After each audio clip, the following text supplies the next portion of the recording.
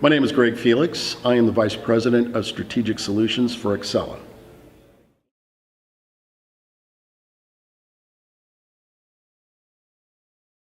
Sure, so you've heard it said that the country is going green, and indeed, when you consider that 60% of the U.S. population is living within the 30 states that have some form of cannabis regulation, 8 of which, plus the District of Columbia, have medical as well as recreational cannabis.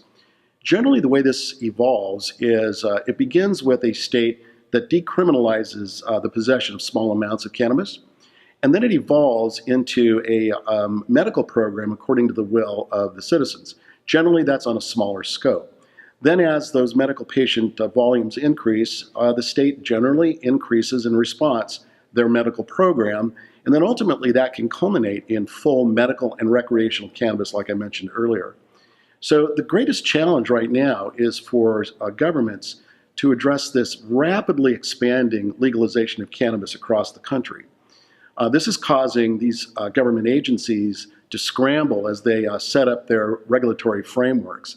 And it's very difficult for governments, it's difficult for citizens, lawmakers, legislators, and the businesses alike, in particular because when these systems are being installed to support those regulations, they're having to be installed in very rapid manner and oftentimes very close to or at the time that this legislation is passing. So this creates a lot of problems for both the agencies, but also it's a challenge to vendors who are not prepared to install systems that quickly. So the challenges are indeed really problematic, but if given the right solution and the tools in the hands of these governments, they can address these challenges if indeed they do have those right tools, and they can support all the things necessary to ensure that the workflow is optimized, that the interagency communication and collaboration is working at optimal measures. And so these challenges are for sure addressable.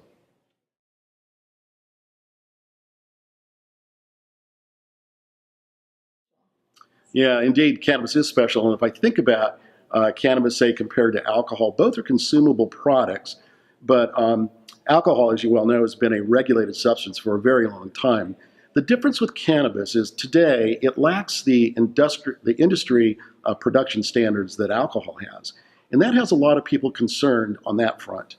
Another thing that makes cannabis special is the idea that communities are still somewhat fearful when they consider the long history of cannabis being an illegal substance. They worry about what happens if it's legalized in their community, and in particular the impact that's going to have on their neighborhoods. So as you consider this history, the sensitivity, the controversy associated with cannabis, not the least of which is also amplified by the fact that it's illegal at the federal government, when agencies elect to legalize cannabis, they have to do so right the very first time, right out the door. So getting it right means establishing the right regulatory framework the first time, and also to partner with a vendor that's able to operationalize those regulations in a way that will ensure that it's efficient and effective in the enforcement of those regulations. So selecting the right vendor to stand up the right regulations is very important. The other thing is important here is in getting it right is to ensure that the right workflow interconnectivities are established, that are planned for, and then they're deployed, so that the program operates efficiently and effectively, and that governments can be both transparent and effective in their regulation of cannabis. So indeed, cannabis is a special circumstance, but governments can be incredibly effective and transparent and efficient if they have the right tools in their hands. I also believe that if governments create seamless and easy processes, we actually may see those businesses that are operating in the gray or maybe the black market compelled to embrace regulatory compliance.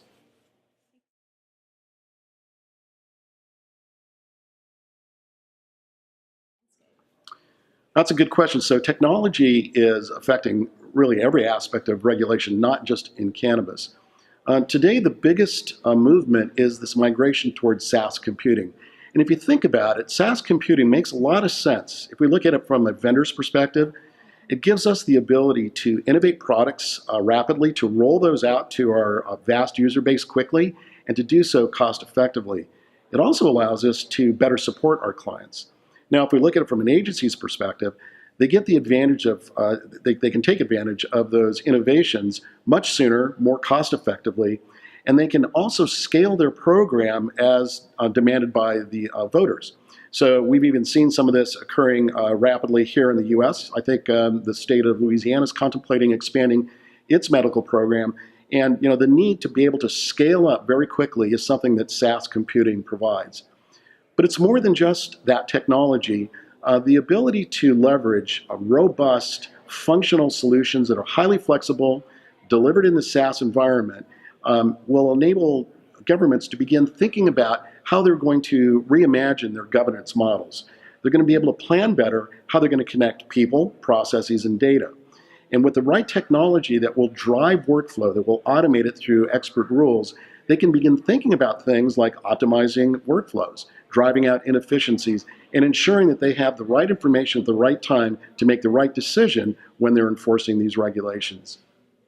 So there's some things in technology coming down the pipe that I think is really exciting when we look at what's happening in terms of improvements in engagement between citizens and tightly connected governments that are collaborating well. We're going to see a lot of benefit coming out of that for both the citizens but also the government agencies.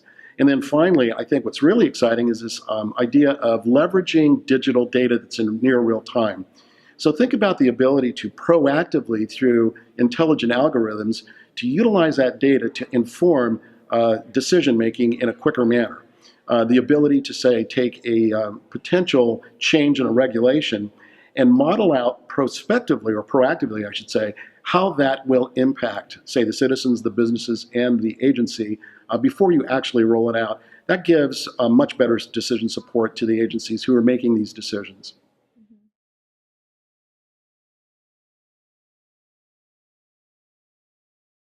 Yeah, I think we have to look at that really from two perspectives. There's the macro perspective, and then there's a more granular perspective. The bottom line is that both need to be involved, but if we look at the granular level, each level has its own areas of responsibility. So for example, at the state level, they are of course responsible for licensing the cultivators, the manufacturers, the delivery services, and of course the dispensaries.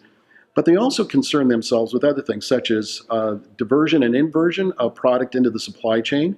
They want to whatever degree they can, ensure that there's integrity in the product. And they want to know where the product is moving throughout their jurisdictions. So very often I should say they always install track and trace systems that will enable them to do that. The states are also responsible for things such as the patient management. They need the ability to identify, according to the diagnoses that qualify a patient, to identify those patients and properly track those patients, as well as vetting the care providers that are associated with those patients. So they'll also establish a patient registry. So when we look at it at the local level, whether we're talking about counties or cities, they have those very same requirements in terms of licensing the businesses that I just mentioned, but they also have additional responsibilities around things such as zoning, building code compliance, permitting, interactions with fire and law enforcement. Those things are all important for the locals, as well as environmental health and public health. And then one other thing that they are responsible for, and that is ensuring that there is good citizen engagement, so that citizens can know where these businesses exist within their communities, but also have the ability to lodge complaints if indeed that's warranted, so that the cities can act on that. So essentially, that's where I see the differences from a granular level. But when you think about it, these agencies, state and local, need to act as a concerted effort, almost as if they were the same unified entity. Even though we recognize they each have their own workflows and their own missions, when we look at it from a global perspective or a more macro perspective, they really do need to share actionable information between one another so that they can act as a single unified entity when we look at this larger global framework.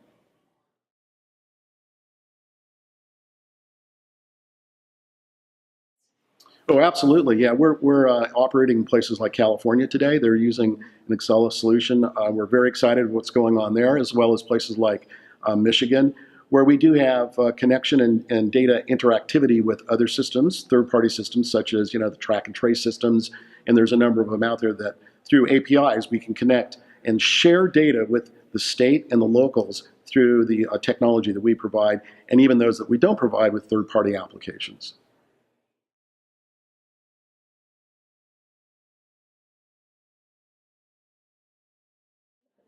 Sure. So yeah, that's an important question, and it's something that Accela really excels at, and that is the provision of open APIs where we can share information back and forth. And as I mentioned previously, it's really important that information such as, is this a licensed entity within that local jurisdiction that the track and trace system needs to be aware of, that will inform the state level. So the ability to do what I'll just call data intersections and sharing that data back and forth is done through APIs. And we've done that pretty successfully, actually, with systems that are not Accela-based systems. But still, when we're talking about that notion of the broader macro view, these entities, these agencies need to act as a single entity.